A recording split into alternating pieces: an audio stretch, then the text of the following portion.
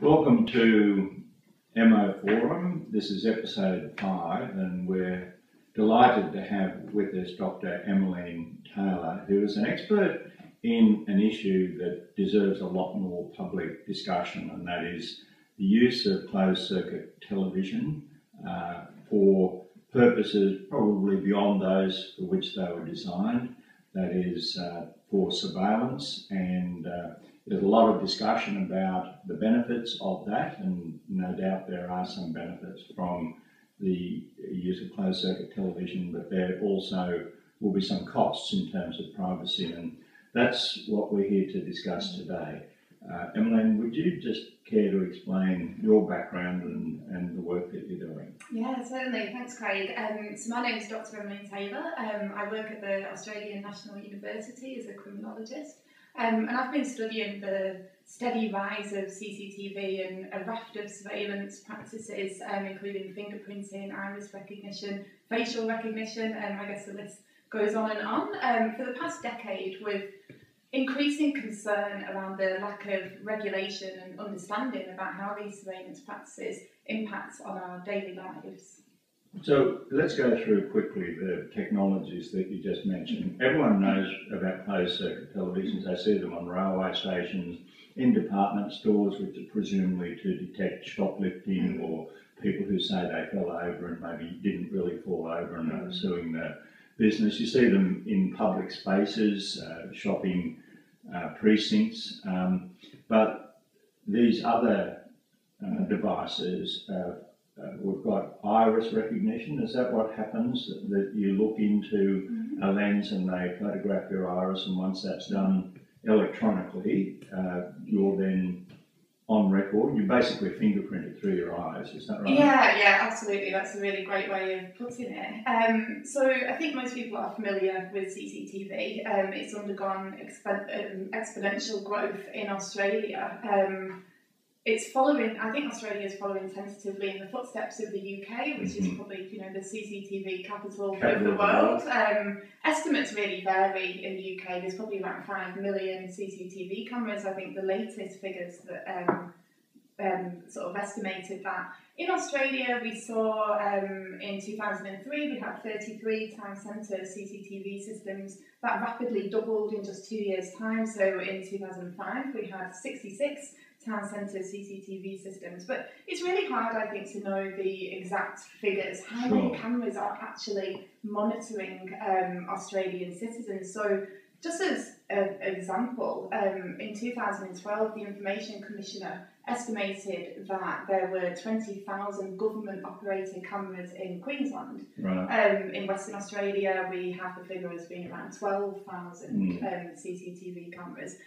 So I think we can see that that is the most recognised type of surveillance in Australia, but there are a number of different practices. So iris recognition, as you mentioned, is becoming increasingly popular. Is that only in public sector, or can private businesses do that? So yeah, you'll probably see it more to do with security practices of government. So around customs when you come in. And prisons and places like that. So these types of surveillance practices tend to originate within the military or the police services, but they very quickly find a home in more sort of everyday and once that image is taken digitally of your iris, is that then available to the agencies right through the system? And do you know whether there are compartments where that information can't be spread? The reason I ask is that for fingerprinting, you need to have been suspected of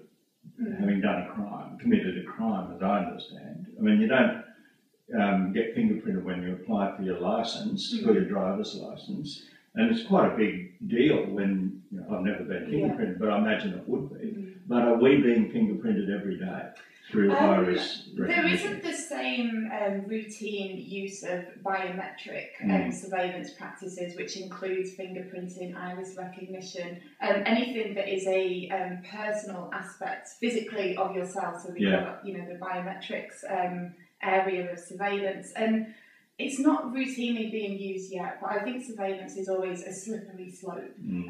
Surveillance creep is how we describe it, where increasingly people think, oh, what a fantastic idea, perhaps we can now apply this biometrics technology for other purposes. So many nightclubs, for example, will now take fingerprints of their patrons.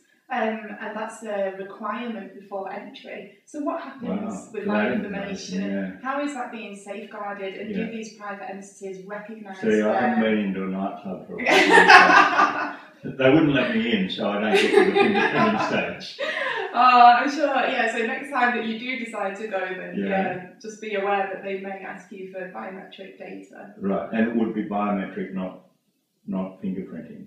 And so fingerprinting, so that's being quite widely used. What about the face recognition, which I understand is using computer technology to define your features, maybe high cheekbones and jawline and all that sort of stuff. And even as you seek to change your hair colour or you might anyway have a big haircut or just change and grow. The basic features are already captured, is that right? Yeah, that's right. So the technology is just incredible nowadays.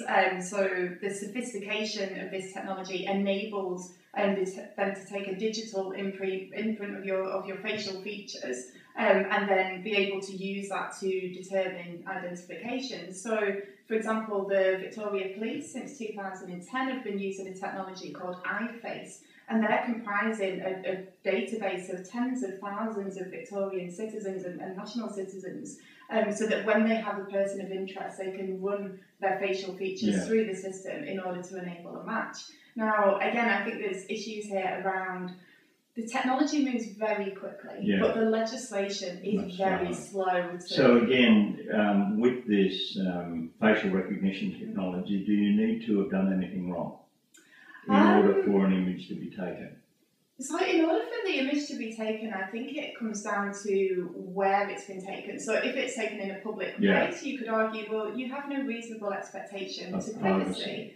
And so I think, there's that loophole around whether individuals in the public domain are having their data captured and processed. Is there a database being compiled of innocent individuals? Are they aware that their image has been taken and has been placed in this database? So I think there's huge questions that need to be asked, and in this digital age that we now live in, I think we need to get a little bit more savvy around our privacy. Well, can I give an example of this? We've just got a new computer, and I've got lots of old photos, and you'll see some around the walls, but they're on the computer as well. And it can ask you, is this Bob Hawke? Is this Margaret Thatcher? Is this a friend of mine who's been photographed quite a few times? And you say yes once, and it will find those people. And it's quite helpful in the sense because it creates a little mini album or a sub album of me with Bob Hawke or me with a particular friend, and so it sorts. But isn't it interesting that that information is being collated by some version of facial recognition technology?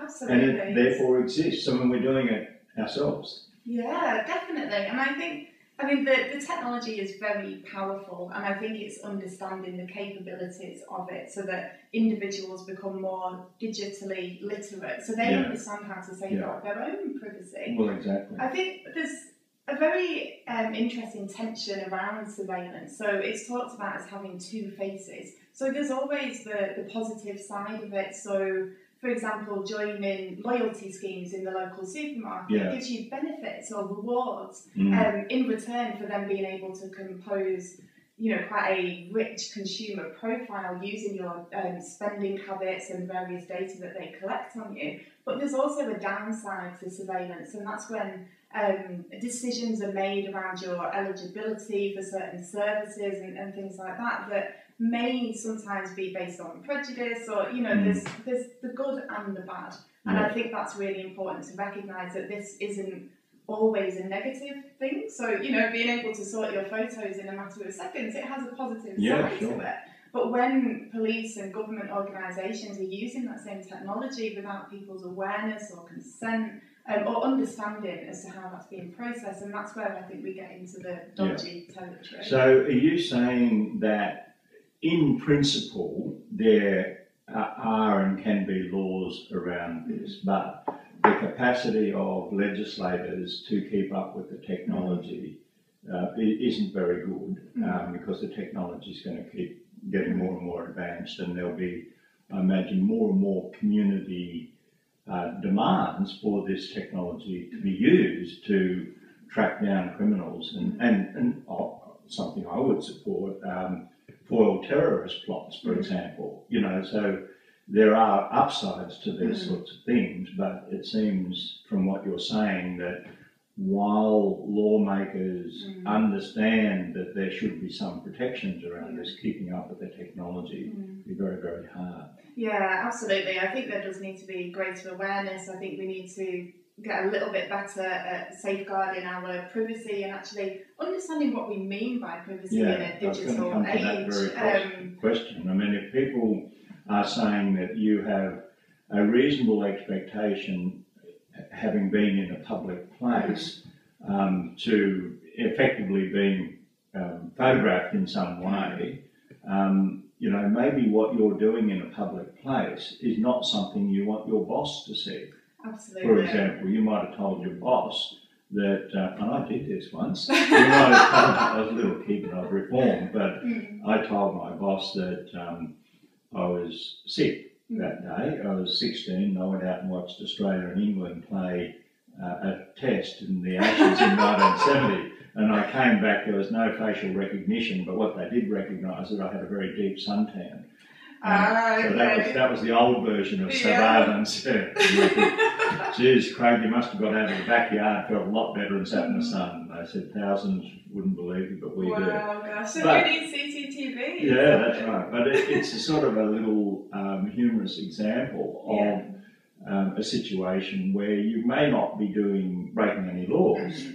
You're not breaking the law, but you are in a public place, but do you want other people to know where you are all the time? But again, would there be limitations on the use of that by your boss in those circumstances, do you think? Yeah, I mean, it's a really interesting scenario, I think, that raises. People often go to the vacuous idiom of, if you have nothing to hide, you have nothing to fear. Now, I think there's a lot of misunderstanding. So you don't necessarily have to have done a criminal act or anything like that in order to want to have some sense of autonomy and privacy that is respected. And I think it comes down to trust as well. So do we want to be trusted as law-abiding citizens on a daily basis, or do we want to have all of our actions and things that we say recorded for future verification? Now, I think that's quite a sad state of affairs when actually people cannot accept you, at face value and take your word for things, when they're constantly having to look for, outside verification. Well, this leads to a related question, and that is, I would frankly be surprised in the circumstances which we've discussed of someone's in a public place and there's a public CCTV. I really would doubt that if the boss went to the local council and said, could I see the footage, that would be handed over. That wouldn't. That's the truth. But if they then went to a department store, or we've seen examples of a hotel that has a CCTV right down the shopping mall for hotel safety, right? So they've got the footage. So not every bit of footage that's taken in a public place is taken by public authority. That's right, and that's a really important distinction to make, because I think there's a lot of misunderstanding in society around who is operating the cameras, who is actually watching and looking after the footage. So in England, the British Security Association estimate that only 1 in 70 cameras in Britain are actually publicly or state-owned cameras. So we've got 69 in every 70 cameras that are privately operated and monitored. Now, in Australia, I think we have the same issue where we have these private entities that are increasingly using surveillance and different technological means of watching and monitoring us. Are they as aware of their privacy and data protection responsibilities? And even if they are, do we have enough resource going into safeguarding that? Sure. So, you know, are they actually being held accountable? Yeah. So, as you said, you know, if I go to a state-owned camera system and ask to look at the footage because, you know, I want to see who was with who in Civic on a Saturday afternoon, well, of course they'll tell me to mind my own business and go away, because the privacy principle around disclosure doesn't allow me as a member of the public to demand to see that footage. Now, if I were to go into a department store or, you know, my local bar, would they have the same attitude? Would they know their responsibilities around disclosure? So I think, there's huge avenues, I think, that are opening up around that are problematic. And what of the future? Can we just have a gaze into the future on possible technologies? Certainly I'm no expert here, but with the likely emergence of supercomputers, and we know that the computing power has massively increased, you know, sort of an exponential increase. All of this information, is it actually stored forever? Or, you know, are we still in that era where the footage is taken and then destroyed? Like if it was an old movie camera, you'd have reels and reels of this stuff and people would end up chucking it out. But is this information, once it's captured, there forever? It'll be different depending upon the type of information. Now, in terms of visual footage, CCTV footage, then typically that'll be on a cyclical deletion process. So typically every 30 days, the footage will be wiped unless, you know, it needs to be kept because it's actually. And why is that? Is that just for storage or? You could probably argue that storage comes into it. I mean, particularly when people were using the old videotapes as well, you know, you have a certain number and you'd have to keep going back and recording over them. But it's also, I think, about not keeping somebody's data in perpetuity. So actually, you know, safeguarding their privacy in that respect, that you can't go back through the records for 10 years and see what this individual was doing such a long time ago. But is there any law about that? I think in the privacy principles, it's around only being kept for as long as is necessary. I think if you look at the privacy principles, some of the word in there is quite vague. But yeah, I think there is some expectation that there'll be a deletion, ongoing deletion of footage. Okay. Because I do wonder, I mean, you've got the cloud, you know, there seems to be, we seem to be approaching a kind of an unlimited storage capacity for data. And again, you know, being an advocate for those who really like this sort of surveillance, you could have that stored in perpetuity and then track someone's behaviour. Let's say someone who has committed a crime or is suspected of being involved in terrorism, you know, with the, I'm just thinking with the facial recognition technology, if you've got strong enough computers, presumably you can press a button and then go through, particularly if this data was linked up. I'm starting to sound like a conspiracy theorist, but if the data was linked up, you could see a world in which your movements going back 10 years could be retrieved. I mean, Craig, I don't think that does sound conspiratorial at all. I think that's on the horizon now. The technology is probably the technology is hugely sophisticated. Things like Google Glass, which will be fitted with, you know, cameras, which individuals will now be able to monitor. So almost, you know, can you explain that? Tables. So in terms of Google Glass, then it's, you know, the futuristic glass model where you have a computer embedded within those. Now, perhaps not what's Google Glass? What is it? So Google Glass is a wearable technology. Now, I'm not a technological expert, so it's a pair of glasses, and it has a camera fitted to it, and you can use it for processing information and data. So that the prototypes of those have come out; they're now available. Now, perhaps that isn't the way that the future will go, but I think we're increasingly merging different technologies. Just one example of that is the introduction of camera software into everybody's mobile phones. We've got the telecommunications and the visual coming together there. But I think the facial recognition is really increasing, so that's being used more and more in policing. It's being used with CCTV to be able to pick people out of crowds or whatever scenario. But I think the big issue here is the convergence of different bits of data.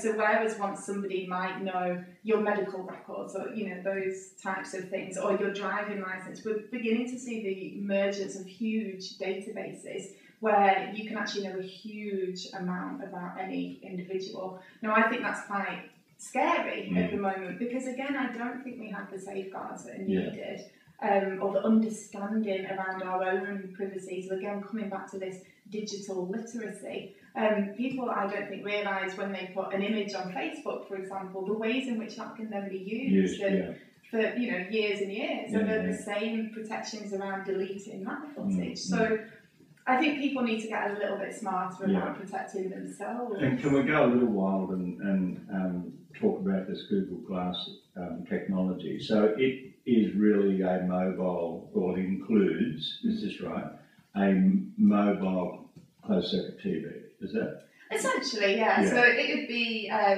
almost like wearing a mobile phone camera but in your glasses, and it becomes difficult to know whether somebody was recording the footage at the same time. So I could be wearing them now and filming you, and you wouldn't necessarily. Right. Now, if I'm roaming around with my mobile and I've got it on video, it's probably not that obvious, but you kind of people would look at you and say, "What are you doing?" Because you're wandering around.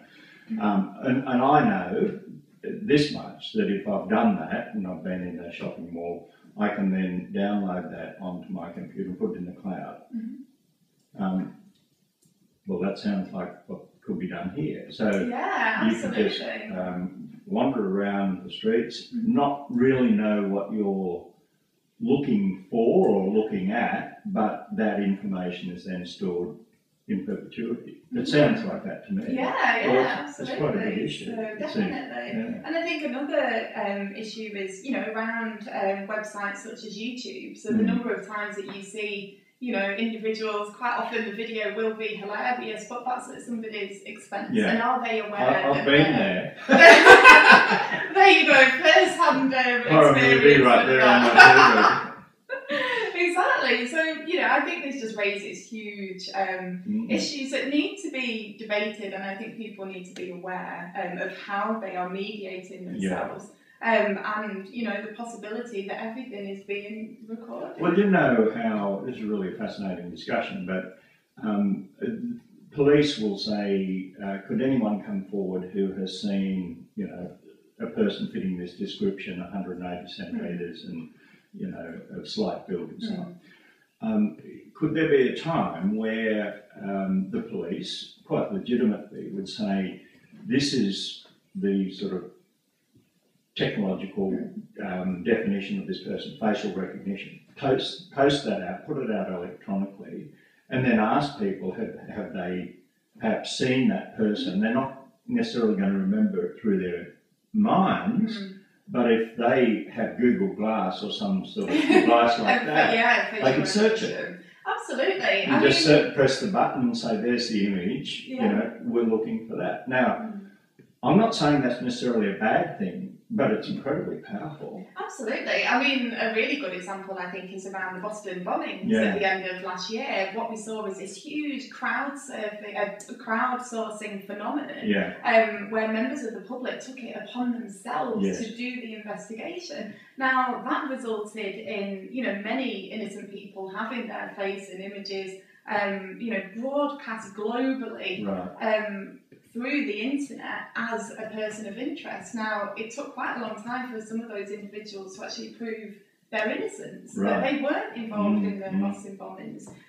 So this crowdsource ability has a huge power, but it's also very dangerous, I think, in the wrong hands to have armchair detectives trying to do these very complex investigations. And your point there is in the wrong hands. I mean, I think that technology was used to apprehend the bombers, was it not? Or perhaps, the visual footage will have formed part of the FBI's investigation, but I think the point that I'm trying to make is around the the crowdsourcing phenomenon that has now arisen. Now, there's another example of that which I think is really interesting, and this came out of the UK, and it's a website which draws upon crowdsourced technologies. So the website's called Internet Eyes, and they have a series of members, so convenience stores, you call a shop, and they submit their CCTV on a live stream to this website.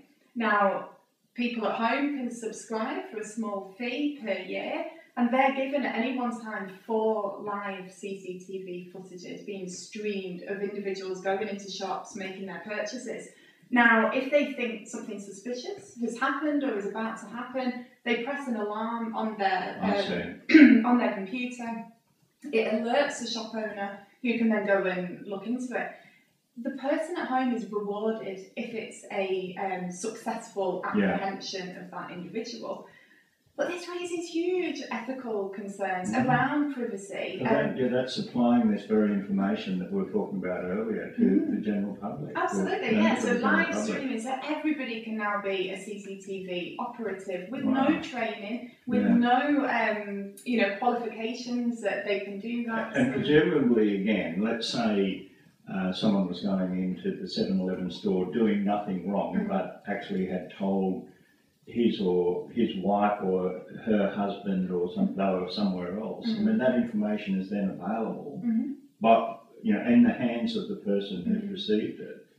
Probably wouldn't know what they were looking at, but you as a private citizen may well say, well, the truth is I am being monitored. Absolutely. The whole time. Definitely. So, there's been issues around people at home capturing that footage and uploading it to YouTube if somebody's tripped over or that kind of thing. Now, of course, that is in contravention of the privacy laws in the UK. But again, it's just so hard to monitor. How do you enforce that when you have, these tens of thousands of individuals that are doing this? It's just very, very hard. And it seems to me, Emmeline, that what comes out of this discussion is the need for a community discussion, because not many people would argue there are no benefits from this sort of technology. But if the technology is to be deployed for, let's say, socially good purposes, that is apprehending criminals or preventing crimes, the public would support that.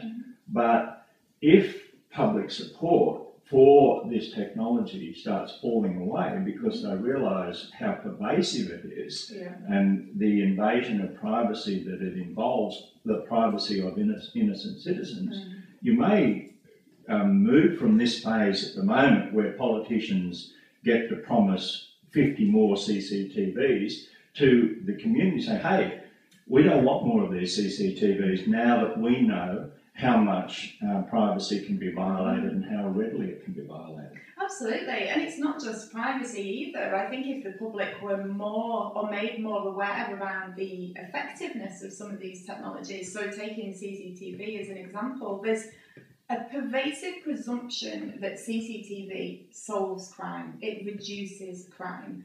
Now, the many studies that have evaluated CCTV come back time and time again and say, actually, it's not the panacea that people think that it is. So just as an example, again, drawing upon the UK, that's where a lot of the research has taken place. In 2008, the Chief of Police of the Metropolitan Police in London came out and said, well, yeah, according to our records, just one crime was solved for every 1,000 cameras that we have. The return on investment is just not there. They're not as effective. And would there also potentially be this problem that people feel that they're in a safe place because there's CCTV, and maybe they shouldn't feel so safe? Absolutely. So I'm thinking about a railway station late at night, or a bus station, and they know that there's CCTV, and they think, that therefore the criminals will be deterred. I'm safe. And turns out they're absolutely, yeah. False sense of security is a huge issue. So we rely on this technology to safeguard us, but in comparison to having a police officer there, a security guard, somebody who can actually intervene, CCTV just can't really deliver in that respect. I like to think of CCTV effectiveness in a sort of three-dimensional way. So the 3Ds, I guess, of CCTV effectiveness, and that's deterrence, detection, and displacement. Mm-hmm. Now, in terms of deterrence, that is premised on the idea that offenders are rational. Yeah. So they look at the CCTV, they weigh up the risks and benefits, and because there's a CCTV camera there, they think, oh, yeah, it's not worth it. I'm not going to take the risk this time. Unfortunately, most crimes, or most violent crimes, take place when the perpetrator is under the influence of alcohol or drugs. And so they're not really taking that rational decision anymore. In terms of detection, then CCTV can be a useful forensic device. It can be used after the event, perhaps to look for witnesses or the perpetrator, or use it as evidence in a court case. But again, I think it shouldn't be overstated just how effective it is in the detection. Very often the footage is of a poor quality, it's not admissible in court. Lots and lots of different reasons as to why, in terms of detection, it again isn't as great, I think, as the public and politicians perhaps would have us believe. And then lastly is around displacement. A lot of the studies have seen that CCTV simply just moves the problem elsewhere to where there isn't any coverage, and unfortunately where there isn't anyone else to intervene. So are we then just pushing crime onto the more vulnerable locations? So whether that is railway stations, public places, absolutely. So CCTV is quite complex. And I think we need to educate people around understanding that. So what are you actually getting when you invest $50 million, as the Liberals have pledged? Are you going to get a safer society? Because it needs to be balanced against expectations of privacy as well. So I think there does need to be that. And I think there are, as you say, two issues. There's the privacy and the false sense of security. Absolutely. Wouldn't it be bad if people felt unjustifiably safe because of CCTVs?